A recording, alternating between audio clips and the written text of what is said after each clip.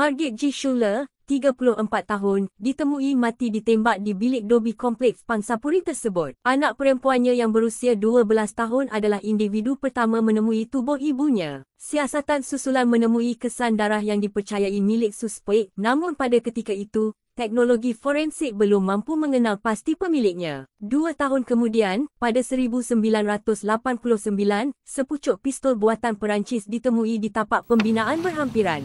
Hasil analisis balistik mengesahkan bahawa senjata itu adalah pistol yang digunakan dalam pembunuhan tersebut. Pada 2019, gabungan analisis DNA dan kajian salah silah akhirnya membawa siasatan kepada seorang lelaki yang bernama Chota Sabino Lake, seorang bekas anggota tentera laut yang pernah tinggal di kompleks Pangsapuri yang sama dengan mangsa ketika pembunuhan itu berlaku. Ujian DNA mengesahkan, darah yang ditemui di tempat kejadian 38 tahun sebelumnya adalah milik suspek. Pada 18 November lalu, Lake yang kini berusia 76 tahun, ditangkap dan didakwa atas pembunuhan Margit Schuler.